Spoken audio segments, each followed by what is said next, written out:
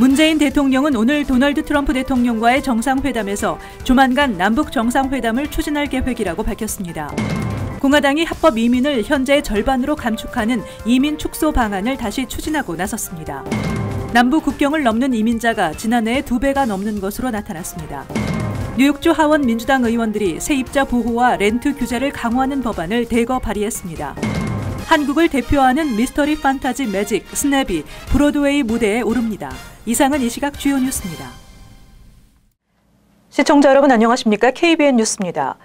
문재인 대통령은 오늘 도널드 트럼프 대통령과의 정상회담에서 조만간 남북 정상회담을 추진할 계획이라고 밝혔습니다. 두 정상은 굳건한 한미 동맹을 재확인하고 한반도 평화 정착을 위해 협력하기로 약속했습니다. 지한샘 기자가 전해드립니다. 문재인 대통령과 트럼프 대통령은 오늘 백악관에서 정상회담을 개최하고 한반도의 완전한 비핵화 및 항구적 평화 정착이라는 공동의 목표 달성에 관해 의견을 교환했습니다. 문재인 대통령은 트럼프 대통령에게 조만간 남북 정상회담을 추진할 것이라고 밝혔고, 트럼프 대통령은 회담을 통해 북한의 입장을 파악해 알려달라고 요청했습니다.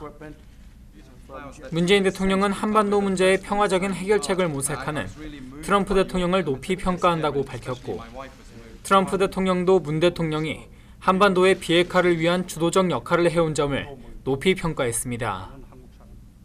양 정상은 톱다운 방식이 한반도 평화 프로세스에 필수적이라는데 인식을 같이 했고, 트럼프 대통령은 김 위원장과 대화의 문이 항상 열려 있다고 강조했습니다. 문 대통령은 특히 트럼프 대통령에게 가까운 시일 안에 방한해달라고 초청을 했고, 트럼프 대통령은 이에 사의를 표했습니다. KBN 뉴스 지한샘입니다. 공화당이 가족 이민은 사실상 폐지하고 취업 이민은 학력과 기술 위주의 포인트 시스템으로 바꿔 합법 이민을 현재의 절반으로 감축하는 이민 축소 방안을 다시 추진하고 나섰습니다. 법안이 제정되면 10년 내에 이민 규모가 50% 급감할 것으로 보여 파장이 예고되고 있습니다. 연방 상하원의 공화당 의원들은 어제 미국인 고용 강화를 위한 이민 개혁안과 지난 2017년 연방 상원에서 상정됐던 레이즈 법안을 다시 상정했습니다. 법안은 가족 이민 초청 대상을 시민권자의 배우자와 21세 미만 미성년자 미혼 자녀, 영주권자의 배우자와 21세 미만 미성년자 미혼 자녀로만 제한하고 있습니다.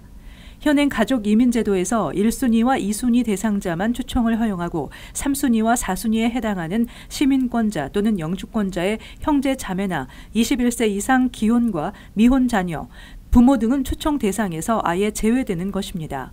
또 이번 법안은 이민 신청자들의 기술과 능력, 학력 등에 따라 점수를 부여해 취업 이민 허용 여부를 결정하는 메릿 베이스 시스템을 도입하는 내용을 담고 있습니다. 이와 함께 법안은 이민자가 적은 국가들에게 추첨을 통해 발급하는 5만 개의 추첨 영주권을 없애고 난민들에게 발급되는 영주권을 5만 개로 제한하는 내용도 포함하고 있습니다. 현재 미국의 신규 이민 규모는 매년 100만 명 수준을 유지하고 있는데 법안이 통과될 경우 이민 규모는 연간 40만에서 50만 명으로 급감할 것으로 예상되고 있습니다. 이와 관련해 정치 전문가들은 공화당이 백악관이 준비 중인 고학력과 전문 기술을 가진 외국 근로자 등을 대거 유입시키는 합법 이민제도 확대안을 견제하기 위한 것으로 분석하고 있습니다.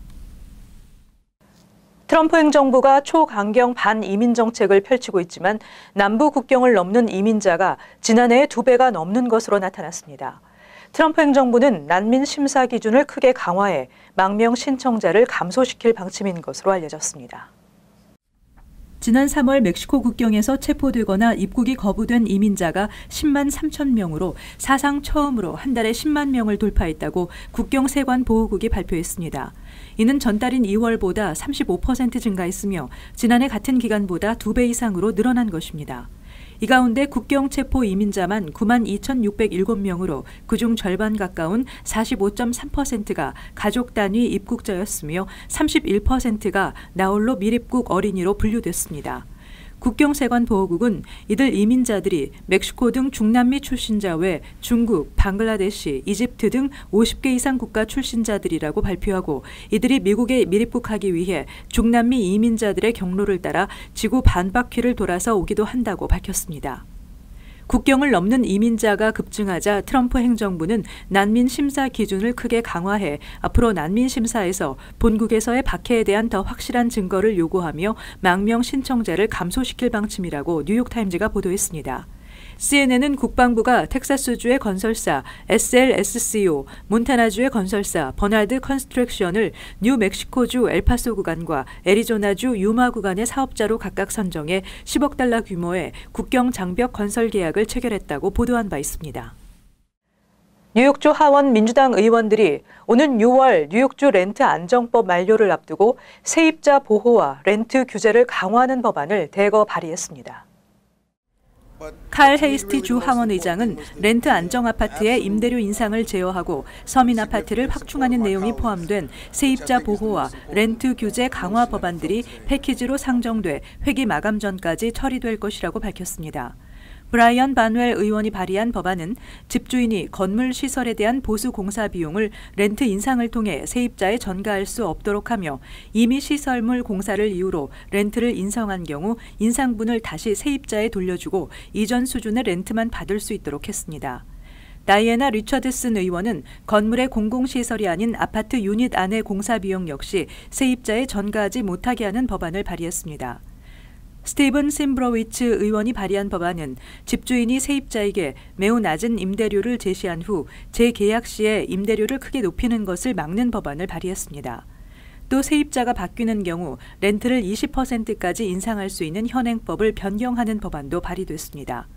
이와 함께 서민 아파트 거주자를 보호하는 법안으로 하우징 업체가 아파트를 인수해 거주자를 내쫓는 행위를 금지하고 세입자가 갑작스런 렌트 인상으로 퇴거 위기에 빠지는 것을 막도록 했습니다.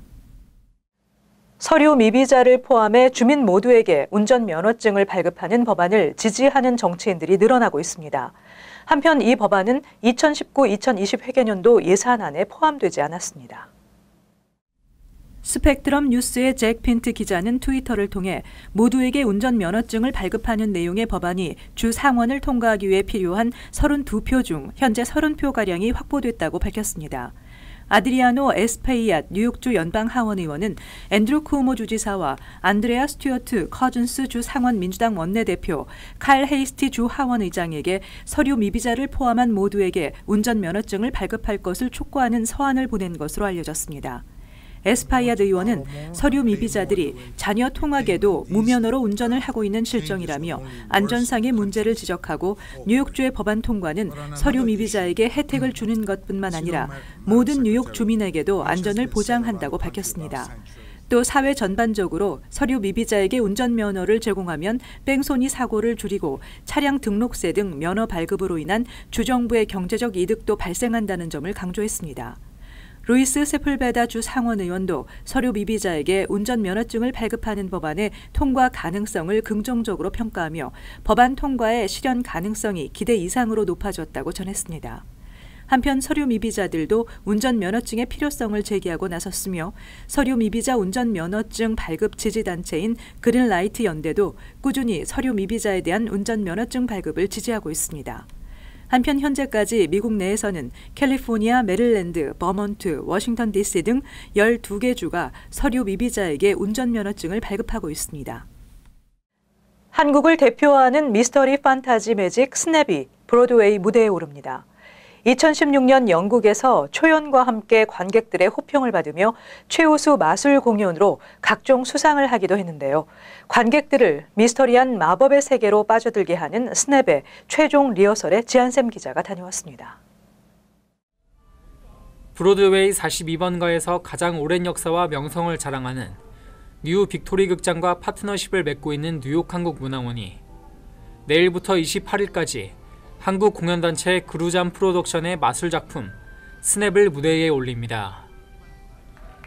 스냅은 2016년 영국 에든버러 초연에서 호평받으며 브로드웨이 선정 최우수 마술 공연으로 꼽히고 2018년에는 공연계의 칸 영화제인 캐나다 시나르 비엔날레에 한국 최초로 초청되는 등 그 작품성을 인정받고 있는 공연으로 예술 공연의 중심지인 브로드웨이에서 개최되는 한국 작품으로는 지난 2004년 난타에 이어 16년 만입니다. 어제 리허설을 통해 무대를 점검하고 뉴욕 주민들에게 첫 선을 보인 그루잠 프로덕션은 이번 공연이 관객들의 상상력을 자극시키고 신비한 마술로 소통하는 시간이 되길 바란다며 최고의 무대를 선보이기 위해 무대 준비에 힘쓰고 있다고 말했습니다. 저희 공연 역시도 마술과 환상을 기반으로 사람들이 꿈꾸고 이제 바라는 환상을 무대 위에 가장 현실적인 방법으로 옮기고 있습니다. 그래서 이런 부분들이 일반적인 연극이나 무용 공연에 비해서 사람들이 좀 더 직관적으로 공감을 많이 사는 부분인 것 같습니다. 한순간 한순간 정말 중요하게 이제 임하고 있습니다. 그래서 더 이제 사람들한테 저희가 준비한 것들 더 많이 보여드리고 저희가 이제 하고 싶었던 것들 더 많이 보여드리면서 감동 드리려고 저희 많이 준비해서 노력하고 있습니다. 스냅은 일반적인 마술 공연과는 다르게 동화적이고 몽환적인 스토리라인과 재치 있는 마임, 신체극, 미디어 아트를 활용한 공연으로 장난꾸러기 트릭스터들이 시공간의 문을 만나 드리머, 연금술사, 플로리스트 등 신비로운 인물들이 있는 환상세계로 떠나는 이야기를 담고 있습니다. 스냅은 이번 뉴욕 공연 후에는 대만, 러시아, 중국 등의 해외 공연을 펼치고 올 가을부터는 미국 투어를 진행하게 되며 뉴욕 브로드웨이의 스냅 상설 전용 극장 오픈을 계획하고 있습니다. 본 공연 티켓이나 자세한 문의는 뉴 빅토리 극장과 뉴욕 한국문화원 웹사이트를 방문하시면 됩니다. KBN 뉴스 지한샘입니다. 뉴욕시 특수목적고 입학생의 인종 다양성을 위해 시행되는 디스커버리 프로그램에 올해 아시안 학생 비율이 절반 이상 선정돼 실효성에 의문이 제기되고 있습니다. 인종 다양화를 위해 추진했던 당초 목적에서 크게 벗어나는 결과라는 평가가 나오고 있습니다.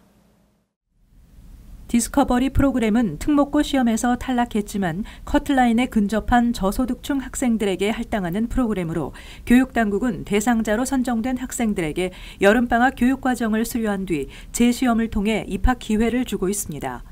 뉴욕시 교육국에 따르면 올해 디스커버리 프로그램 대상자로 선정된 전체 학생 922명 가운데 아시안 학생은 498명으로 무려 54%를 차지했는데 이 같은 아시안 학생 비율은 지난해보다 11%포인트 넘게 증가한 것입니다.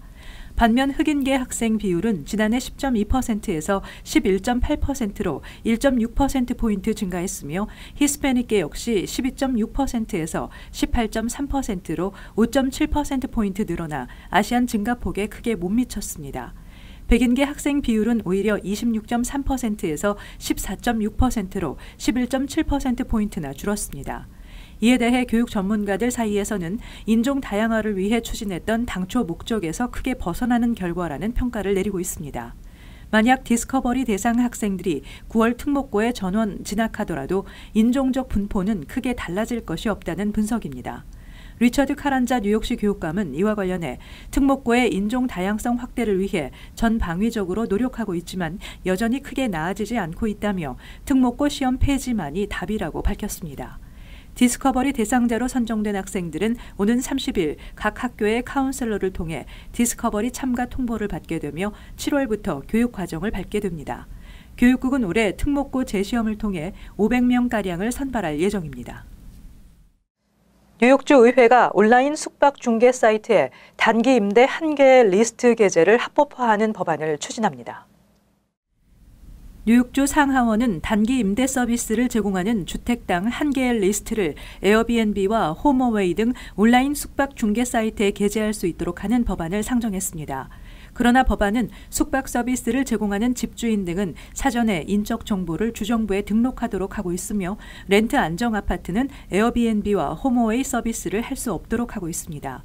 현재 뉴욕주에서는 집주인이 함께 거주하지 않을 경우 30일 이하의 단기 아파트 임대를 하지 못하도록 하고 있는데 이번 법안은 이를 대체하는 것입니다.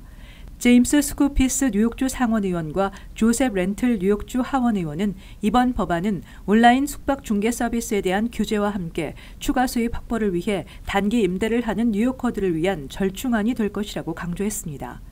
에어비앤비도 이번 법안에 찬성하고 있습니다.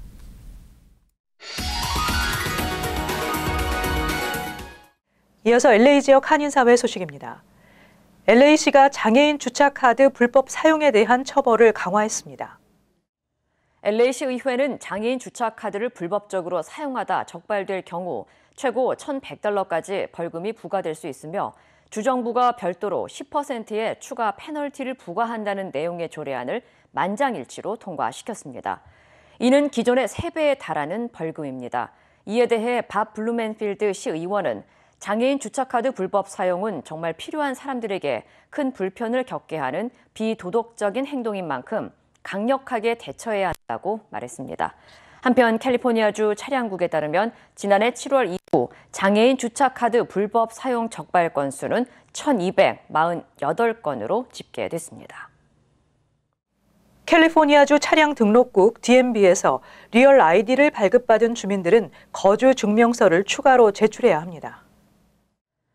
연방국토안전부는 지난 8일 게빈 뉴섬 캘리포니아 주지사에게 서신을 통해 캘리포니아주 차량 등록국이 리얼 아이디를 발급하는 과정에서 2개의 거주 증명서를 요구하지 않았으며 이는 연방 가이드라인을 위반하는 것이라고 지적했습니다.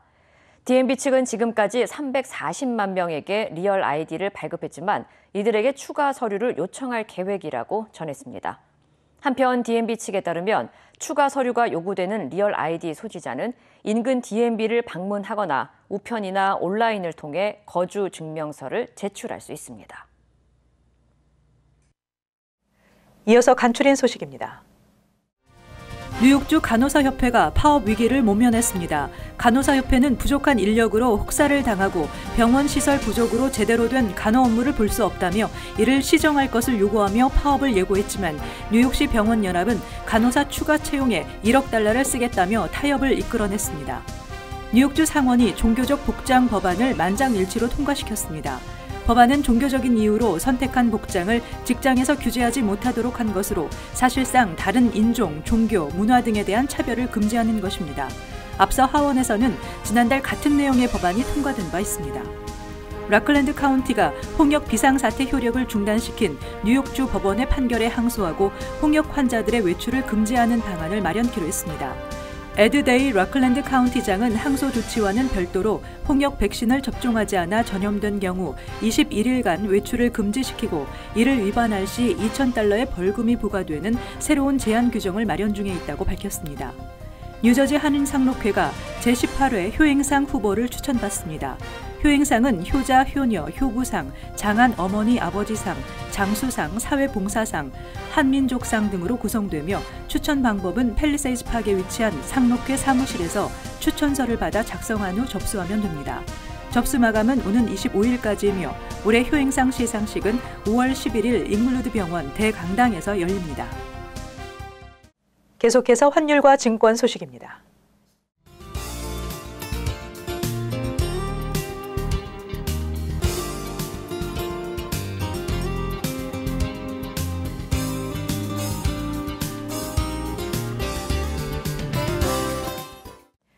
끝으로 날씨 전해드립니다. 금요일 대체로 흐리겠습니다. 낮 최고 기온은 61도, 섭씨 영상 16도, 밤 최저 기온은 57도, 섭씨 영상 14도 예상됩니다. 토요일 오전에 약간의 비가 예상되지만 오후에 대체로 맑겠습니다. 일요일 흐리고 오후에 곳에 따라 비가 내리겠습니다. 이상으로 KBN 뉴스를 마칩니다. 시청해주신 여러분 고맙습니다.